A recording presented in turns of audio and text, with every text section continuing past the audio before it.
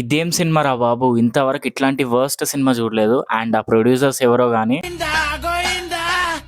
అసలు ఎట్లా నమ్మాల్సి వచ్చింది ఈ స్క్రిప్ట్? మీకు ఇట్లాంటి స్క్రిప్ట్ ఇస్తే ఆడియన్స్ చూస్తారా చూడరా అని ఒక్కసారి కూడా ఒక చిన్న డౌట్ రాలేదా? 500 crores పెట్టిరంటే దీనికి అసలు ఎట్లా ఆలోచించి పెట్టారో మీకే అర్థం కావాలి. Hey guys, welcome back to cinema matters. Toxic Yash movie చూసేసి వచ్చిన. అండ్ మనం మూవీ రివ్యూలోకి వెళ్లే ముందు నాదొక చిన్న రిక్వెస్ట్, మన ఛానల్ ఇంకెవరైనా సబ్స్క్రైబ్ చేయకపోతే ఇప్పుడే సబ్స్క్రైబ్ చేసుకోండి అండ్ నోటిఫికేషన్స్ ఆన్లో పెట్టుకోండి ఇట్లాంటి లేటెస్ట్ వీడియోస్ కోసం. అస్సలు గింత ఒక్కటి కూడా బాగాలేదు సినిమా, వర్స్ట్. నేను రీసెంట్ మూవీస్ చూసినా కదా, ఆ రీసెంట్ మూవీస్లో మంచి అటర్ ఫ్లాప్ అంటే ఇది ఒకటి అని చెప్పొచ్చు. అండ్ మనం 2026లో the most utter flop films అని ఒక లిస్ట్ చేస్తే అందులో ఫస్ట్ ఇదే మూవీ ఉంటుంది. అంత వర్స్ట్ ఉంది మూవీ. అస్సలు ఒక్క దగ్గర కూడా నచ్చలేదు నాకైతే సినిమా. ప్రొడ్యూసర్స్ ఎవరైతే ఈ 500 crores పెట్టిరో వాళ్ళకు ఉండే ధైర్యం అసలు చెప్పాలంటే.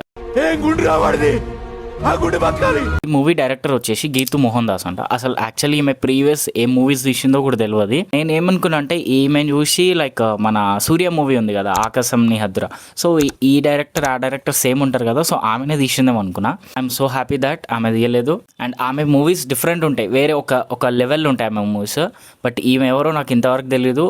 ఎంత వర్స్ట్ మూవీ తెలుసా అసలు చెప్తున్నా, అస్సలు నచ్చలేదు మూవీ అయితే. యష్కి ఉన్న గ్రాఫ్ ఎక్కడైతే ఉందో అది కొంచెం తగ్గిపోయింది ఇప్పుడు. అండ్ ఇట్లాంటి స్క్రిప్ట్స్ సెలెక్ట్ చేసుకుంటే కనుక చాలా నెగిటివిటీ వచ్చేస్తుంది.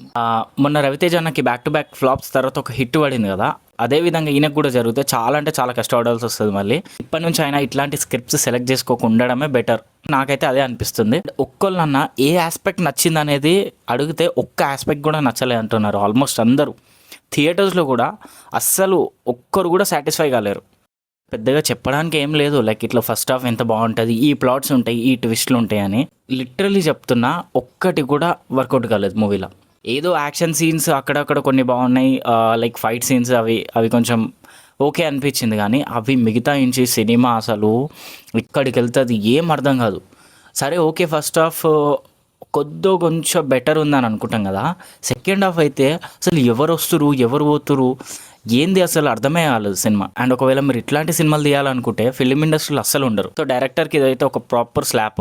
ఇప్పుడు ఎస్ 2 క్యారెక్టర్స్ ప్లే చేసిండు, ఓకే ఫైన్, కానీ ఆ 2 క్యారెక్టర్స్కి ఆ ఇంకొక క్యారెక్టర్ ఏదైతే ఉందో లైక్ బియర్డ్ తీసేసి అదంతా ఉంటుంది కదా, అది నాకు లిటరలీ చెప్తున్నా అస్సలు చూడబుద్ధి కాలేదు. యష్ని మనం కేజీఎఫ్లా మంచి బియర్డ్తోని ఒక ప్రాపర్ సినిమాటిక్ ఫీల్ వచ్చింది. అండ్ కమింగ్ టు యాక్ట్రెసెస్, అంతమంది యాక్ట్రెసెస్ని ఎందుకు పెట్టాలి నాకు అర్థం కాదు. నయనతార, రుక్మిణి వసంత్, కియారా అద్వానీ. ఓకే, కియారా అద్వానీ అంటే ఒక ప్రాపర్ రోల్ ఉంది, మంచి స్కోప్ ఉంది, ఆమె క్యారెక్టర్కి కొంచెం మన స్కోప్ ఉంది, ఇట్స్ ఓకే. బట్ వీళ్ళందరూ ఎందుకు? అండ్ నయనతారకు కూడా అవుట్ ఆఫ్ స్కోప్ అసలు చెప్పాలంటే. నయనతారకు కూడా అసలు స్కోపే లేదు. ఇంకా తారా సుతైరా సంథింగ్ ఏదో బాలీవుడ్ యాక్ట్రెస్ ఇంకా ఎవరో ఉన్నారు, వాళ్ళ పేర్లు కూడా తెలుస్తలేదు. ఒక్క రోల్ కూడా ప్రాపర్గా సాటిస్ఫై చేయలేదు. ఎందుకంటే ఆ రోల్స్ ఏవైతే ఉన్నాయో అవి వచ్చిపోతాయి, ఇట్లా జస్ట్ వచ్చి వెళ్ళిపోతాయి అంతే. సో ఇంతమంది యాక్టర్స్ని పెట్టారు కదా, ఇంతమంది యాక్టర్స్లో నాకు కియారా అద్వానీ యాక్టింగ్ ఒకటే ప్రాపర్గా అనిపించింది. అండ్ యష్ యాక్టింగ్ ఒకటి బాగుంది యాక్టర్స్లో. అండ్ ఇంకా క్లైమాక్స్ అయితే అమ్మో బాబోయ్ అనిపించింది నాకైతే. స్టోరీ ఒకటి ఉంటుంది ఫ్లాష్ బ్యాక్, అది అసలు ఎందుకు పెట్టిండు, అది ఆ కనెక్టివిటీ నాకు అసలు నచ్చలేదు ఫస్ట్ థింగ్ చెప్పాలంటే. మేబీ కొందరికి నచ్చిండొచ్చు అది.